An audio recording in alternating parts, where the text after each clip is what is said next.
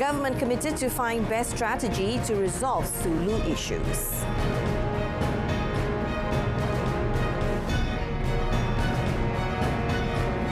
Applications to hire foreign workers to be temporarily suspended.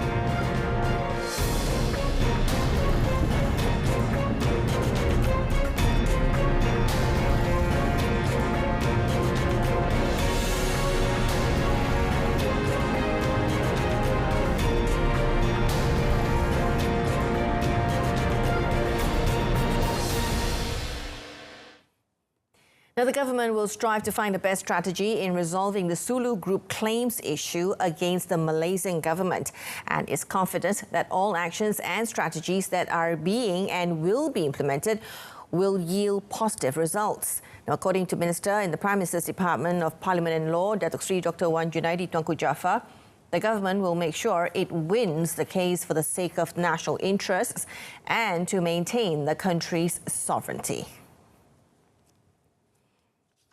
In a statement today, Datuk Seri Dr. Wan Junaidi said the task force held its first meeting last Wednesday, which among others discussed legal action that had been taken by the Malaysian government in Spain and France to deal with the claim, as well as the issue on the payment of 5,300 ringgit a year.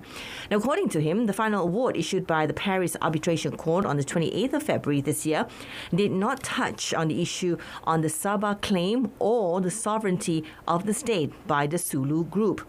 Datuk Seri Dr. Wan Junaidi said the task force also took note of the appointment of Dr. Gondoza Stampa as arbitrator, and all procedural actions taken by him had been revoked based on the decision of the High Court of Madrid dated the 29th of June 2021. The government had also applied to revoke the final award issued by Dr. Stampa on the 28th of February and to stay enforcement of the final award in the French court. The 5 chicken feed millers were allegedly found to have engaged in anti-competitive conduct, which included increasing the quantum price of poultry feed, which is an offence under Section 4 of the Competition Act 2010.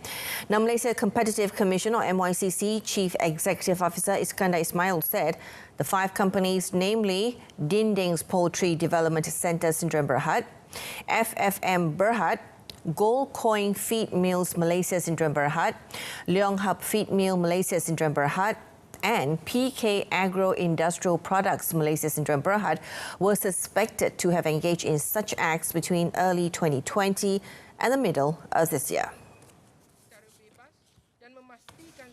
Elaborating further, Iskandar said preliminary investigations revealed that these companies were sharing sensitive trade information which had the potential to disrupt competition in the market.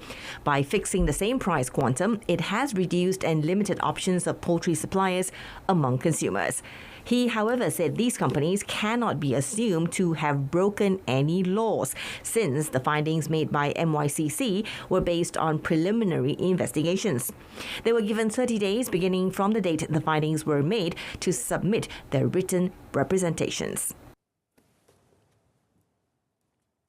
Setelah mendengar dan mempertimbangkan representasi bersama bukti yang dikumpul dalam proses penyiasatan, MYCC akan mengeluarkan keputusan akhir sama ada terdapat pelanggaran atau tiada pelanggaran di bawah Akta 712.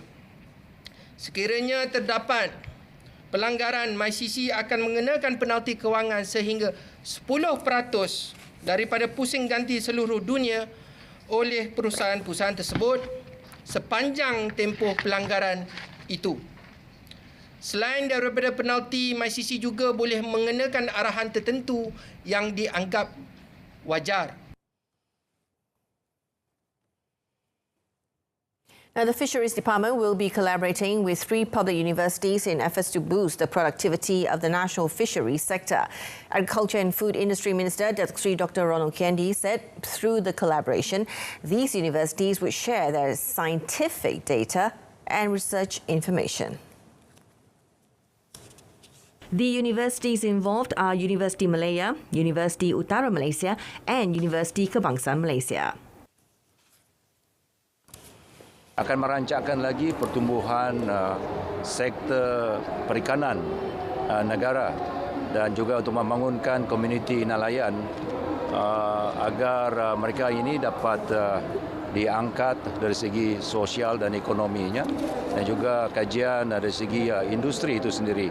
Jadi kita harapkan agar kajian ini akan menghasilkan agenda negara untuk membangunkan industri perikanan, sama ada industri tangkapan, perikanan tangkapan ataupun industri perikanan aquakultur. The minister said the partnerships are an important step in supporting the national food security agenda, especially in fulfilling the demand of fish that is expected to exceed 2.55 million tons come 2030. He was met after the signing of the partnership's Memorandum of Understanding, or MOU, at the 2022 Malaysian Agriculture, Horticulture and Agro-Tourism, or MAHA exhibition site in Serdang. Now, applications to hire foreign workers will be suspended temporarily from the 15th to the 31st of August to enable a review of foreign worker procedures following the Employment Amendment Act 2022 that will be enforced from the 1st of September. Human Resources Ministry, through a statement, said applications submitted by employers before or on the 14th of August would be processed and completed before or on the 31st of August 2022. It added that the new procedure for foreign worker applications beginning 1st of September 2022 will be announced soon. The Employment Amendment Act 2022, passed by the Parliament in March, involves the extension of maternity leave from 60 days to 98 days, restrictions to firing pregnant workers, as well as the introduction of paternity leave for married male workers. The Health Ministry, MOH, has so far received 31 reports of adverse events following immunization, or AEFI, for COVID-19 among children in the country that are categorized as serious. Deputy Health Minister Datuk Dr. Nur Azmi Ghazali said as of 2nd of August, a total of 1.76 million, or 49.8% of children, had received at least one dose of the COVID-19 vaccine. He said those affected by AFI have been given appropriate treatment at the hospital and have returned home, adding most of them showed symptoms like fever as well as pain and swelling at the injection site. 31 kes yang serius ni masuk hospital dan telah dirawat dan balik. Dan yang ribu lagi tu adalah yang ringan. Jadi kita tak payah bimbang yang tu. Saya nak nyatakan hari ini, vaksin yang kita guna adalah sangat selamat. Malah kita patut bagi anak kita vaksinasi supaya melindungi daripada jangkitan kuman ini dan juga keterukan penyakit COVID ini. He says Sarawak recorded the highest vaccination rate for the children at 99%, while children vaccination rate in Kelantan and Terengganu is still low at about 20%. Datuk Dr. Nur Azmi was met after launching the Perak Level World Breastfeeding Week 2022 in Taipei.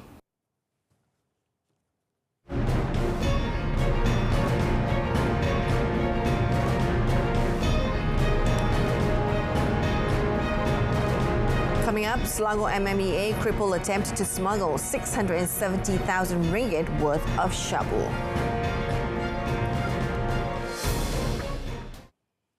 The Selangor Malaysian Maritime Enforcement Agency, or MMEA, crippled an attempt to smuggle shabu worth 670,000 ringgit near Morib, Kuala Langat on the 29th of July. Now, in a statement today, Selangor MMEA Director, Maritime Captain V. Sivakumar said the drugs were seized after a husband and wife couple were detained at 5:50 p.m. while transferring drugs from a car to a speedboat that was heading to Indonesia. Sivakumar said during investigations, enforcement personnel found 15 boxes packed with Chinese tea in the car used by the couple. Upon closer inspection, crystal substances believed to be shabu, weighing 15.88 kilograms, were found inside the boxes. Now, both suspects were later taken to the Selangor Maritime Office for further investigations and action before being handed over to the Kuala Langat Police Contingent's Narcotics Division. The case is being investigated under Section 39B of the Dangerous Drugs Act 1952. The Malacca Enforcement Division of the Domestic Trade and Consumer Affairs Ministry, or KPDNHEP, thwarted an attempt to misappropriate 12,000 litres of diesel in a raid at the Krubong industrial area at about 2 p.m. yesterday. Its director, Norina Jaffa, said the raid was conducted with the cooperation of the police after 2 weeks of surveillance. 2 tanker lorries, skid and square tanks, as well as other tools and equipment used to transfer the fuel, were also seized, with the total seizures valued at 186,000 ringgit. Now, based on investigations, it was found that the modus operandi of this syndicate was to fill up the tankers with diesel for between 300 ringgit and 500 ringgit at every petrol station, and then return to the store where the fuel would be kept in storage tanks to be siphoned to the buyers. Kita memberi amaran kepada industri-industri, tolong jangan beli orang kata benda-benda yang so-called black market. Kita tahu anda tu siapa. So tolong jangan sebab kalau tidak dia punya hukuman tu agak sangat berat, di mana kita boleh charge bawa Akta 22, bawa Section 22, bawa Akta Kawalan Bekalan, di mana satu kesalahan, first time kesalahan is about 1 million secara individual. Maknanya kalau owner ni terbukti bersalah, kita boleh charge dia sehingga 1 juta. 3 local men and 2 Bangladeshi nationals aged between 37 and 55 were arrested and in remand for 4 days from today for investigation under Section 21 of the Control of Supplies Act 1961. Now, the public has been advised to be wary when receiving short message services or SMS from GOV and purportedly linked to MySejahtera to inform them that their special financial assistance has been credited into their Touch and Go e-wallet account. Now, the Malaysian Communications and Multimedia Commission, or MCMC, in a statement today stated that some irresponsible parties had manipulated the GOV digital identity for fraudulent purposes. It said the warning was issued in line with the denial by MySejahtera on the fake SMS messages relating to financial assistance for the public. The SMS by GOV is specifically for public service announcement on initiatives by the ministries and government agencies. According to MCMC, measures have been taken to deny access to the fake link. It said individuals found to be spreading false information could be subject to legal action under Section 505 of the Penal Code and Section 233 of the Communications and Multimedia Act 1998.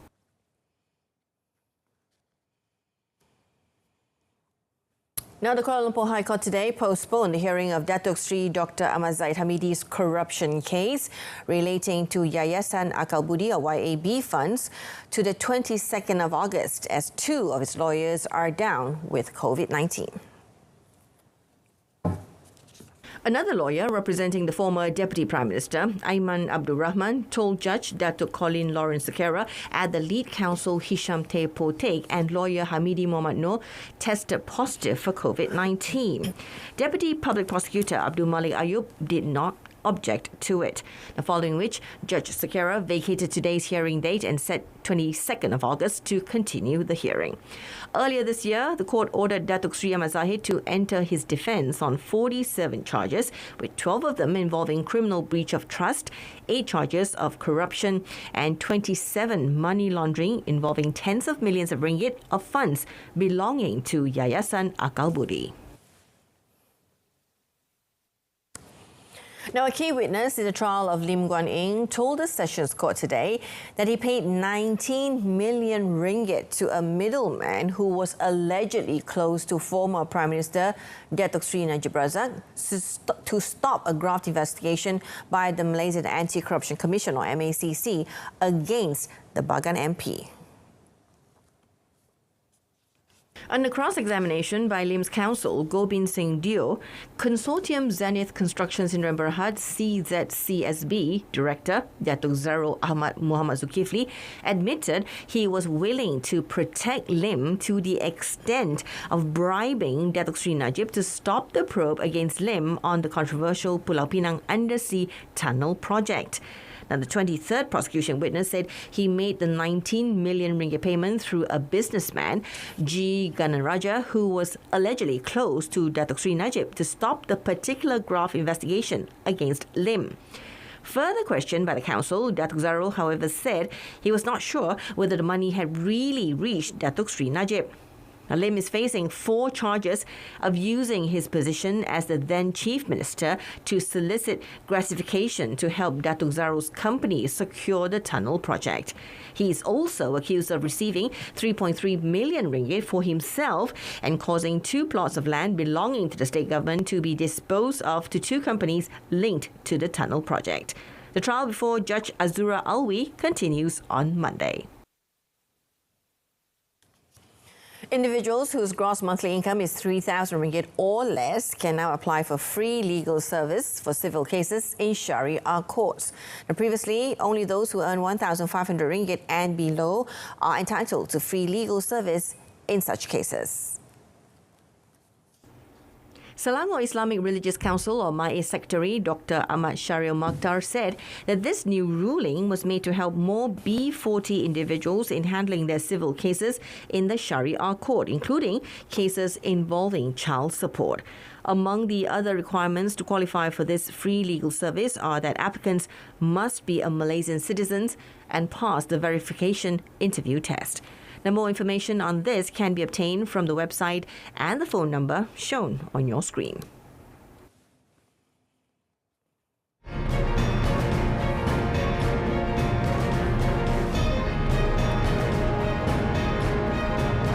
Up next on a foreign front, 13 killed and 40 others wounded after fire broke out at a nightclub in Thailand.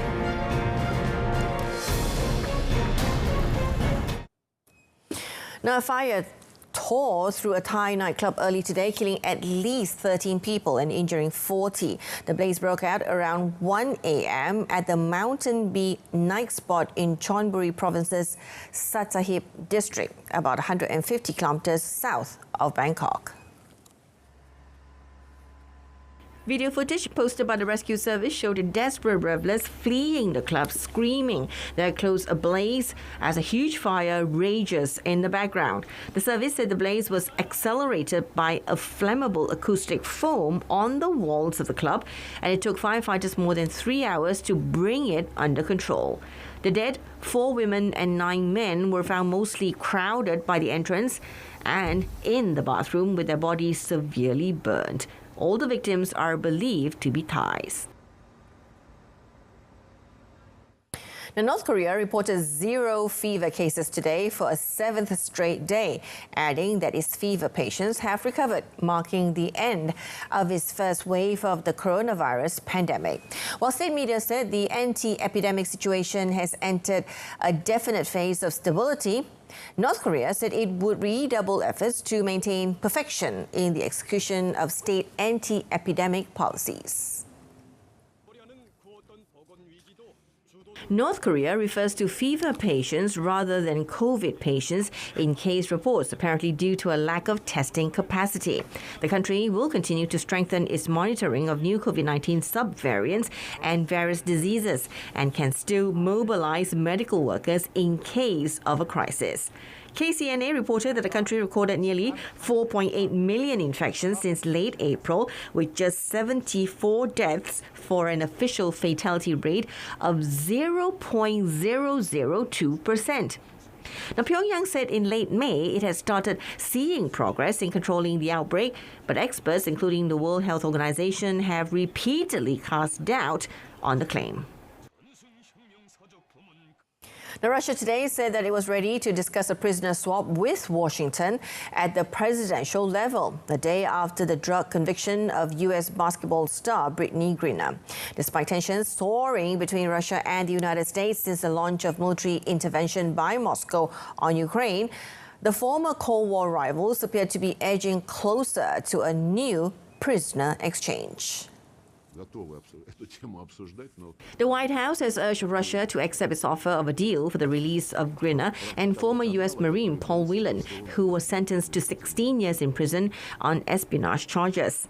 Russia's Foreign Minister Sergei Lavrov said Russia was willing to discuss the matter, but only within the framework of the communication channel established by Presidents Putin and Biden. WNA player Kerana was on Thursday sentenced to 9 years in a Russian penal colony and ordered to pay a fine of $16,590 for possessing and smuggling narcotics. The two-time Olympic basketball gold medalist and women's NBA champion was detained at a Moscow airport in February after she was found carrying vape cartridges with cannabis oil in her luggage. The Phoenix Mercury player was coming to Russia to play club basketball with UMMC Ekaterinburg during the U.S. off-season, a common path for American stars seeking additional income. Kerana pleaded guilty to the charges but said she did not intend to break the law or use the banned substances in Russia. The U.S. Secretary of State Antony Blinken condemned China's military drills encircling Taiwan, describing it as a significant escalation. Now, Blinken said there was no justification for the exercises launched by Beijing in response to a visit to Taiwan by U.S. House Speaker Nancy Pelosi. China fired ballistic missiles and deployed fighter jets and warships around Taiwan, declaring multiple no-go danger zones in some of the busiest shipping lanes in the world. Now, Blinken said this week's standoff was Beijing's latest attempt to alter the fragile status quo over self-ruled Taiwan, which China's ruling Communist Party regards as part of its territory to be recovered by force if necessary.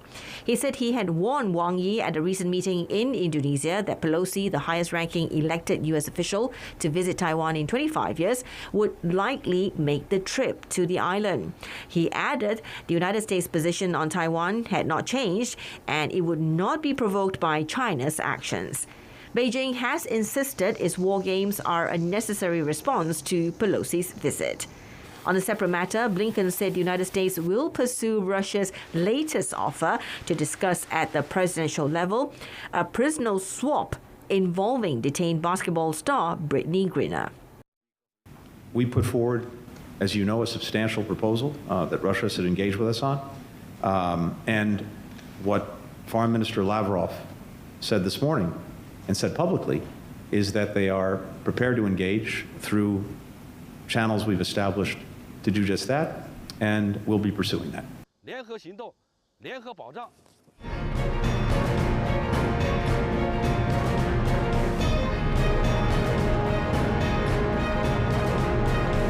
Up next in sport, Malaysia's camp secures first diving medal in Birmingham.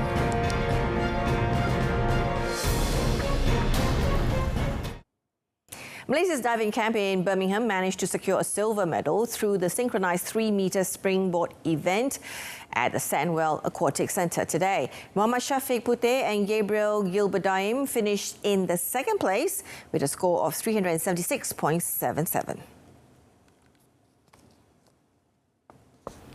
Muhammad Shafiq and Gabriel were only 61.56 points behind the first place winners, Jack Lawher and Anthony Harding from England, who registered 438.33 points after 6 dives. Now, Shafiq and Gabriel were leading up until the third dive with 73.8 points after executing inward 2.5 somersaults discipline. They continue their impressive performance until their 6th dive. Australia's Shi Sin Lee and Samuel Fricker won the bronze medal with 374.52 points. The other competing Malaysian pair, Ui Zi Liang and Chew Yi Wei, initially topped the standings after the first dive and later stayed in contention for a medal finish. But a botched 5th dive led them to finish second last with 366.09 points. Meanwhile, national divers Datuk Pandalila Rinong and Nur Dabita Sabri are committed to give their best effort in the upcoming women's final 10-meter synchronized diving at the Sandwell Aquatic Centre early tomorrow morning. Datuk Pandalela says she would try to improve her performance, especially after dashing in the 10-meter platform women's event. According to her, exhaustion was the main factor that led to her subpar performance early this morning. Lovely, elegant lines. It's Saya akan cuba untuk buat yang perbaiki kesilapan yang seperti hari ini, dan saya akan cuba untuk buat lebih baik untuk event saya seterusnya dengan Berita RTM. As usual, diving apa-apa pun boleh terjadi, and it's also a subjective sport. Jadi yang saya boleh buat ialah untuk cuba bagi persembahan yang konsisten dan buat bagi yang terbaik lah. Elsewhere, national athlete Tan Cheong Min added another gold medal for Malaysian contingent at the ASEAN University Games, or AUG, after emerging victorious in the female Nan Kuan category. Cheong Min managed to record the highest score of 9.55, putting Singapore and Myanmar representatives at second and third place respectively.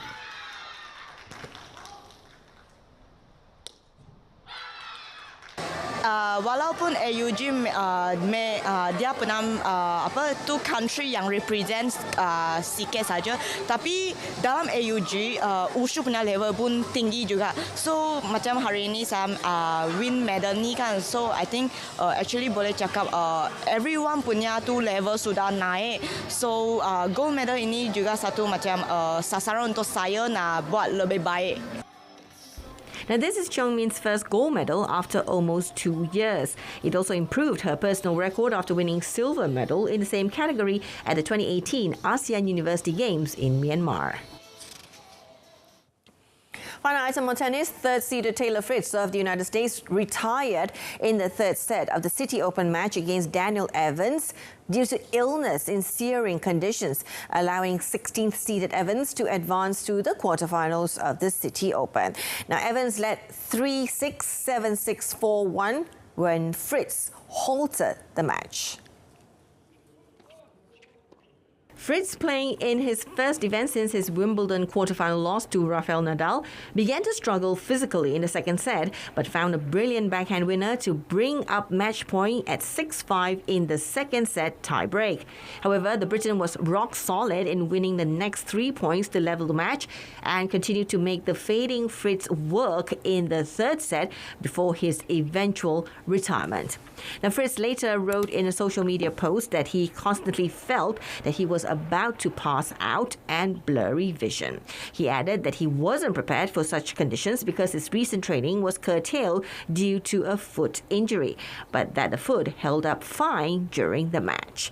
Now, Evans' quarterfinal foe will be Japan's Yoshihito Nishioka, who upset 7th-seeded Karen Khachanov of Russia 7-6, 7-6.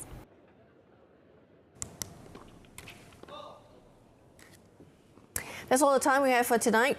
A recap of our top story. Government will continue to look for the best strategy to resolve the Sulu Group claims against Malaysian government. And don't forget to join us tomorrow on 12:30 p.m. or at 12:30 p.m. for the latest update. I'm Jessica Lee. Thank you for watching.